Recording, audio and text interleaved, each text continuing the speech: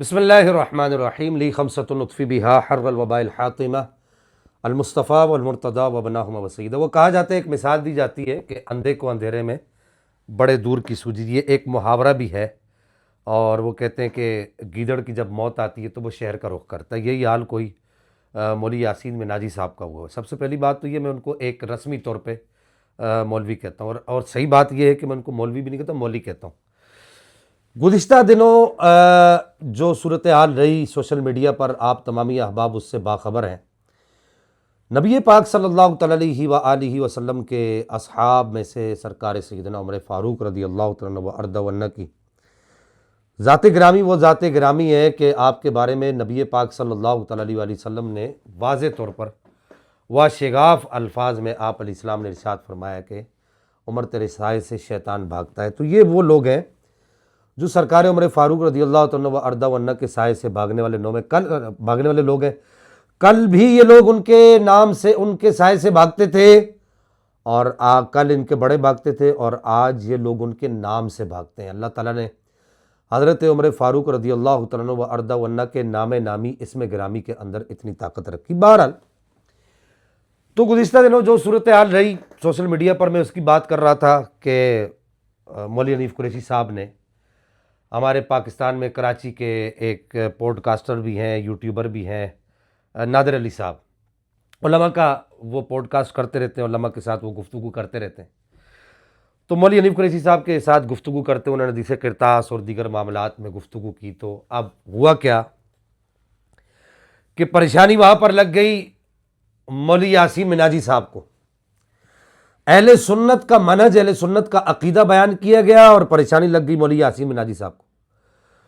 سننے والوں کو سب سے پہلے میں یہ کہنا چاہوں گا کہ یہ بات یاد رکھیں کہ جب بھی اہل سنت کے منہج اور اہل سنت کے عقیدے کو بیان کیا جائے گا تو آپ یہ پہچان لی، اس وقت پہچان بڑی آسان ہو جاتی ہے۔ اس وقت آپ پہچان لیا کریں کہ جس آدمی کو خوشی ہوتی ہے تو وہ آپ پہچان لے کے وہ سنی ہے الحمدللہ، اور جس آدمی کو پریشانی لگ جائے تو وہ سمجھ لے کہ وہ روافظ کا نمک خوار ہے، اور وہ رافضیوں کی تھالی کا چٹا بٹا ہے۔ تو مولوی یاسین مناجی کو پریشانی لگی، وہ ان مولوی صاحب کو بھی مناظرے کا چیلنج کرنے لگے، مولوی حنیف قریشی صاحب کو بھی، اور محقق اہل سنت قبلہ مفتی محمد راشد محمود رضوی صاحب متان اللہ تعالیٰ بطول حیاتی، آپ کو بھی مناظرے کا چیلنج کرنے لگے۔ اور وہ گفتگو کرتے ہوئے بیچ میں جو ہے انہوں نے میرا نام بھی بڑی بے ادبی سے لیا۔ حالانکہ آپ یہ دیکھیے کہ یہ پورے کا پورا جو ٹولہ ہے، ایک طرف یہ شور کرتے ہیں، اور ایک طرف یہ ڈنڈورا پیٹتے ہیں کہ ہم سادات کے غلام ہیں، تو ہم سادات کے نوکر ہیں،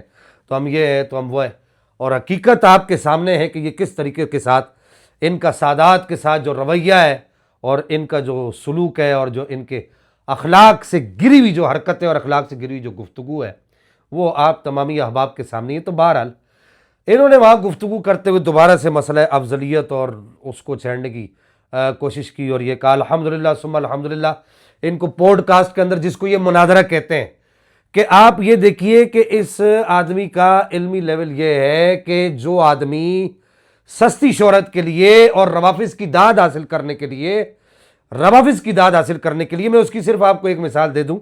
میرے موبائل کے اندر میں ایک طویل، تقریباً کوئی 1.5 ہفتہ ہو گیا، میں نے ان کو 2 ہفتے ہو گئے تقریباً، آج جب میں ویڈیو بنا رہا ہوں اس سے پہلے 2 ہفتے ہو گئے، میں نے ان کو ایک سوال بھیجا ہوا، میں نے کہا بھائی آپ نے ایک جگہ پر روافظ کو خوش کرنے کے لیے ان کی مجلس کے اندر آپ نے وہ ایک جو واقعہ بیان کیا ہے کہ نبی پاک علیہ الصلوۃ والسلام نے حضرت ابوبکر صدیق کو بھیجا، اور پیچھے سے کچھ حضرت مولا کائنات مولا حیدر کرار کو، پھر پیچھے سے نبی پاک علیہ السلام نے جو آیات مقدسات جو نازل ہوئی سورہ توبہ کی وہ آیات دے کر بھیجا۔ تو اب یہاں پر آپ یہ کہہ رہے ہیں، یہ مولوی صاحب نے یہ کہا، یہ یاسین مناجی صاحب نے کہا کہ جی نبی پاک نے فرمایا کہ علی تو جا، میرا جانشین بن کے جا، میرا خلیفہ بن کے جا۔ میں نے ان کو کوئی 2 ہفتے سے ان کو میسج چھوڑا ہوا ہے کہ بھائی اس روایت کے اندر آپ یہ الفاظ دکھا سکتے ہیں کہ میرا خلیفہ بن کے جا، میرا خلیفہ بن کے جا؟ تو ابھی تک انہوں نے کوئی جواب نہیں دیا۔ میں بار بار ان کو کوسچن مارک بھیج رہا ہوں، انہوں نے کوئی جواب نہیں دیا۔ تو بہرحال جو بات میں عرض کر رہا تھا کہ جو آدمی روافظ کی داد حاصل کرنے کے لیے حدیثوں کے اندر خرد برد کر سکتا ہے، اندراج کر سکتا ہے، تو وہ پھر کیا کچھ نہیں کر سکتا؟ کہ نبی پاک صلی اللہ تعالیٰ علیہ وآلہ وسلم نے جو الفاظ ارشاد نہیں فرمائے، وہ الفاظ نبی پاک علیہ الصلوۃ والسلام کی جانب منسوب کیے جائے۔ تو بہرحال تو پہلے جو ایک پوڈ کاسٹ ہوا تھا اس کو یہ بار بار مناظرہ کہتے ہیں کہ حیرت کی بات ہے کہ اس آدمی کو مناظرے کی تعریف بھی نہیں پتا.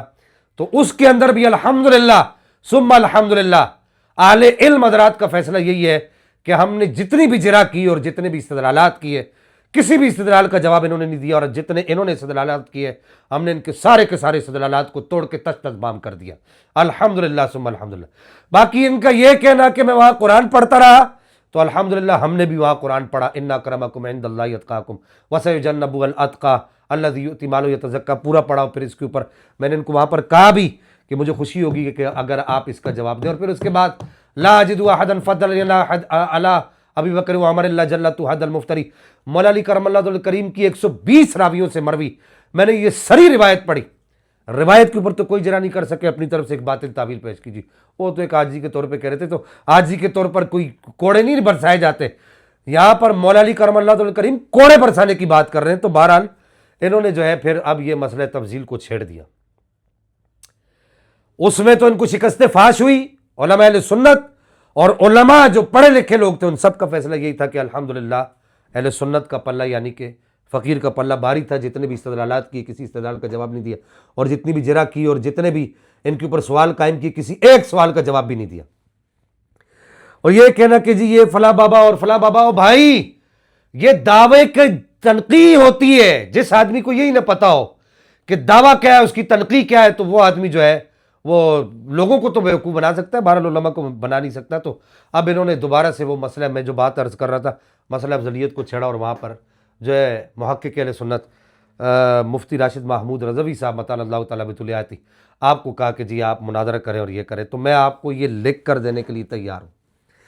جس کو مناظرہ کہا جاتا ہے نا اصطلاح کے اندر، توجہ المتخاصمین فی النسبۃ بین الشیئین اظہارا للصواب، جس کو مناظرہ کہا جاتا ہے. ہم جب لاہور گئے تھے وہ صداقت فٹیدی صاحب کے پاس، تو ہم نے وہاں پر اس کو بھی کہا تھا اور ان کے دھڑے کے سارے لوگوں کو کہا تھا، اور ان کو بھی کہا تھا کہ اگر مناظرہ کرنا ہے نا تو مناظرے کے لیے فقیر تیار ہے. اور پھر مناظرے کی شرائط وہی ہوگی جس طریقے سے شرائط مناظرہ طے ہوتی ہیں. دعوے کی تنقیح ہوتی ہے، پھر شرائط مناظرہ ہوتی ہیں، اور پھر اس کے بعد وہ پورا جو ایک مناظرے کا ماحول ہوتا ہے. جب تک ایک سوال کا جواب نہیں دیں گے آگے نہیں جاتا، وہ پورا ایک مناظرے کا ماحول ہوتا ہے. تو میں آپ کو یہ بات کر دوں، یہاں کہہ دوں کہ آسمان پھٹ تو سکتا ہے، زمین جو ہے وہ ریزہ ریزہ ہو سکتی ہے، سورج مشرق کے بجائے مغرب سے نکل سکتا ہے، لیکن یہ آدمی علماء اہل سنت میں سے کسی کے ساتھ مناظرہ نہیں کر سکتا. باقی جب مناظرے کا جو اکھاڑا کہیں لگے گا تو وہاں پر ہم ان کو بتائیں گے کہ بھائی یہ جو تم آپ قرآن کہہ کے لوگوں کو گمراہ کرنے کی کوشش کر رہے ہو، تو آپ کی یہ قرآن پڑھنے کی حقیقت کیا ہے، یہ پھر وہاں پر انشاءاللہ ان کو ساری چیز سے آگاہ کیا جائے گا. تو بہرحال کہنا میں چاہتا ہوں کہ عوام الناس جو عام لوگ ہیں وہ ان کے اس میں آتے ہیں، جھانسے میں آتے ہیں، اور آ کر وہ کہتے ہیں ہو کیا کوئی بہت بڑی بات، تو کوئی بہت بڑا کام کر دیا. یہ کوئی اس طرح کی ان کی کوئی علمی لیاقت نہیں ہے. اگر ان کو بہت زیادہ شوق ہے تو یہ اپنا شوق مناظرے کی صورت میں آزما سکتے ہیں. الحمدللہ ثم الحمدللہ. اس کے لیے ہر وقت ہر دم ان کا شوق پورا کیا جائے گا. اور شوق پورا کرنے کا ان کا جو ان کو ایک ہوتا ہے نا کہ وہ جیسے مرغی کو انڈا ہے وہ ہوتا ہے، تو ان کو وہ مناظرہ آیا ہوا ہے، تو وہ ان کا شوق بالکل پورا کیا جائے گا. ایسا نہیں ہے کہ ان کو یہ تنہا چھوڑ دیا جائے گا اور پھر وہاں ان سے پوچھا جائے گا جو یہ کہہ رہے ہیں کہ جی میں نے کتاب لکھی اور یہ کیا، اس کے بارے میں بھی ان سے بات کی جائے گی.